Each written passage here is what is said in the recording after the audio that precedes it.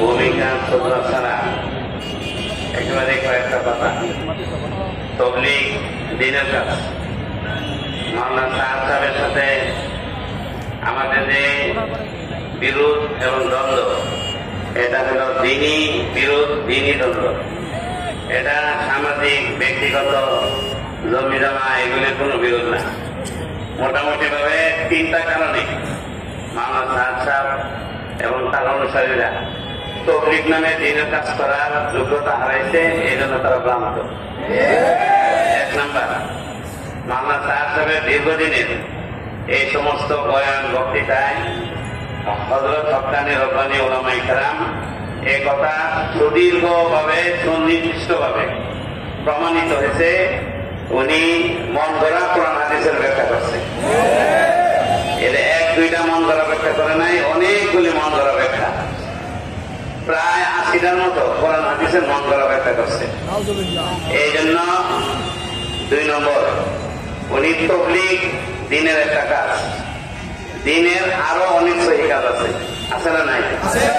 উনি তবলিগকে গুরুত্ব দিতে গিয়া দিনের অন্যান্য যত সহি কাজ আছে, জিহাদ, তাসাউফ, তালিম, এই সমস্ত দিনের আরো যত কাজ আছে, এই সমস্ত কাজগুলিকে গুরুত্বহীন করে দিচ্ছে উনি। এরা শরীয়তের দৃষ্টিতে অনেক অন্যায় এবং অপরাধ। 3 নম্বর, তবলিগ গুরুত্বপূর্ণ একটা মকবুল মুবারক কাজ। পূর্বে যে মুরব্বিয়ানে কেরাম তবলিগের যে কাজটা করে আসছেন, উনি এই পূর্বের মুরব্বীদের নিয়ম নীতি থেকে সইরা এসা নিজের মন গড়া কতগুলি নিয়ম নীতি বানাইছে। নিজের মন গড়া নিয়ম নীতি বানায়া তবলিগের কাজটা নষ্ট করে দিচ্ছে। এই জন্য এই সমস্ত কারণে মাওলানা সাহেব সাহেব সহ তার যারা অনুসারী তবলিগের কাজ, তবলিগ নামে দিনের কাজ করা তাদের কোনো অধিকার নাই, তারা ভ্রান্ত এবং গোমরা। 1 নম্বর। 2 নম্বর বিষয় হল, এই কারণে হযরত উলামায়ে কেরাম দীর্ঘদিন যাবৎ এই সমস্ত দাবি ইত্যাদি জানায় আসছে। আমাদের বুজুর্গানে দিন, তিনি বড় বড় দায়িত্ব নিয়ে আসছেন, কিন্তু তবলিগ এমন একটা কাজ, মাদ্রাসার আমাদের সমস্ত মুরব্বীরা তবলিগের সাথে কওমি মাদ্রাসা, বিশেষ করে দেওবন্দি নিসাবের সমস্ত উলামায়ে কেরাম, যে একদিনের জন্য এই নিসবতের তবলিগে না গেলেও এই তবলিগের এই দিনের কাজে দান এবং প্রাণ দিয়া, মাল দিয়া পর্যন্ত ত্যাগ দিতে প্রস্তুত। এই জন্য তবলিগের মধ্যে কোন দায় জামানা ঢুকবো, কোন কওমি, দ্বীনি, দেওবন্দি, হক্কানি, রব্বানি, কোন আল্লাহওয়ালা উলামায়ে কেরাম, তালেব ইলম, তাদের জীবনের এক বিন্দু রক্ত শরীরে বাকি থাকবে তারা জীবনে কোনোদিন সাথ দিবে না। এটা উলামায়ে কেরামের দাবি।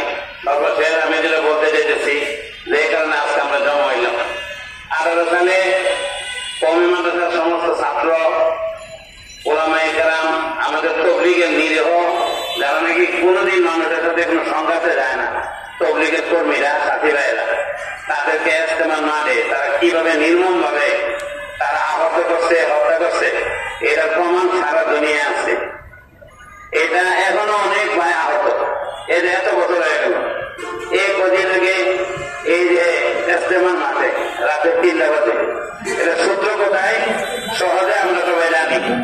এই তবলিগ নামে এরা যে সন্ত্রাসী কার্যক্রম চালা, আব্দুল্লাহ মনসুর নামে নামধারী একজন মাওলানা দাবি করে সে দেওবন্দ করছে, এই করছে, সে করছে। সে কিতাব লেখছে আল ইমারত হিয়া সুন্নাহ। ওই কিতাবের মধ্যে লেখছে সে আমির সাহেব সাহেবকে আমির মানা, এই উম্মতের জন্য সাহেব সাহেবরে আমির মানা গোড়া উম্মতের জন্য ওয়াজিব। আর এটার মুখালাফাত করা সে লেখছে ওয়াজিবুল কতল তার কিতাবের মধ্যে। এবং কোনো বিচার লাগবে না, কোনো আদালতের বিচার লাগবে না, বাংলাদেশের কোর্ট কাছারিতে সরকারের কাছে কোনো দাবি দেওয়া জানাইতে হবে না। কইরে আমরা যাদের নামে আজকে বিচার ব্যবস্থা দাবি করছি, যাদেরকে বিচার দেওয়া চাই না, উপযুক্ত বিচার করতে হবে, ফাঁসি দিতে হবে, হত্যার বদলা হত্যা করতে হবে, এই যে বিচারের দাবি আনছে অন্যতম ব্যক্তি হল এই আব্দুল্লাহ মনসুর।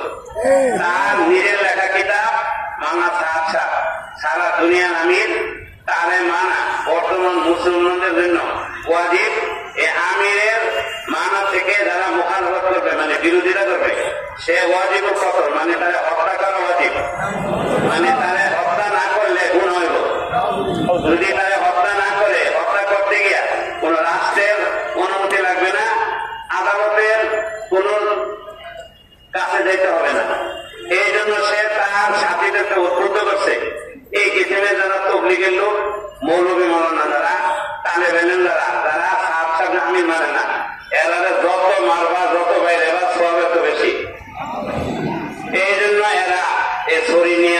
পূর্ণিয়া, কন্তিনিয়া এসে ঢুকছে তার ফতোয়া আলীকে মারার জন্য।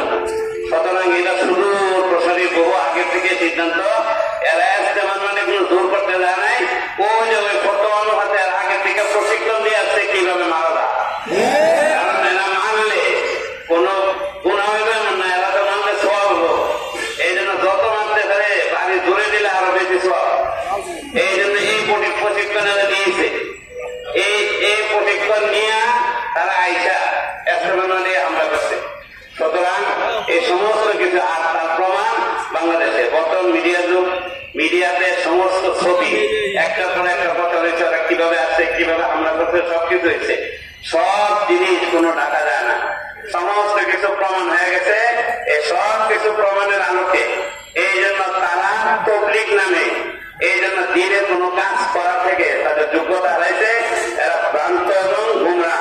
এই জন্য আমাদের দাবি তাদেরকে আর তবলিগের নামে কোনো কাজ বাংলাদেশ সহ দুনিয়ার কোনো জায়গায় করতে দেওয়া হবে না।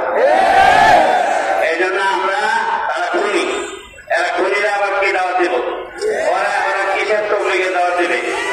এই জন্য আমরা আমাদের নিজের হাতে আমরা কোন বিচার তুলে নেই। প্রমাণ ইস্তেমা মানে এই যে মানলো আমাদের কোন মাদ্রাসা আল্লাহ মেহরবানি 40,000 শুধু কবি মাদ্রাসা, এত লক্ষ লক্ষ আলেমা, তারা যদি এটার সাথে জড়িত হইয়া এই মান যারা আসিল তাদের সাথে যদি আন্দোলনে যাইত তাদের প্রতিশোধ কি নিতে পারত না, পারত না। কিন্তু আমাদের মুরব্বীরা বলছে যে না, দেশে একটা সরকার আছে, সরকারের সাথে বোঝাপড়ার ব্যাপার আছে, অনেকগুলি সংঘাত, অনেকগুলি হত্যা, অনেকগুলি অপরাধ আর যেন সংঘটিত না হয়। এই জন্য আমরা নিয়মতান্ত্রিক শৃঙ্খলা মতে আন্দোলনে আমাদের মুরব্বীরা যাইতেছে। এই জন্য আমাদের দাবি এখন কইরা শোনানো হবে। এই দাবির আলোকে আমরা সবাই একমত। আমরা যেহেতু যাত্রাবাসীবাসী একত্রিত হয়েছি, আমাদের যাত্রাবাসীর পক্ষ থেকে আমাদের দাবি এলো আমরা এলাকার সমস্ত ইমাম খতিবগণ, আমাদের সমস্ত মাদ্রাসার মুহতামিম, বড় বড় আলেম ওলামারা, এতলাবারা, তবলিগের সাথী ভাইরা সবাই একত্রিত হয়েছে। আমরা যাত্রাবাড়িতে তারা তবলিগের নামে এই ভ্রান্ত কোন আকিদা ওই সাহেবের নামে তবলিগ এই এলাকায় চলতে দেওয়া হবে না। 1 নম্বর। 2 নম্বর, যদি বলে আমরা তওবা করবো, তো তারা যদি খাঁটি দিলে তওবা করে তবলিগ করতে চায়, তাই উলামায়ে কেরামের তত্ত্বাবধানে তবলিগ করা, খাঁটি দিলে তওবা করলে উলামায়ে কেরামের তত্ত্বাবধানে তবলিগ করার সুযোগ তাদের আছে। এখন পয়লা শোনানো হবে আমাদের এই বিষয়গুলি, আমরা নিয়মতান্ত্রিক সুশৃঙ্খল ভাবে শুনবো, তারপরে ইনশাল্লাহ দোয়ার মাধ্যমে শেষ হবে। এখন এই দোয়া হয়ে যাবে, আমরা দেরি করবো না, তারপর সুশৃঙ্খল ভাবে চলে যাবো, মানুষের যেন কষ্ট না হয়। আমরা চলে যেতেছি এখনই শুনে মামলা শফিক সাদি সাহেব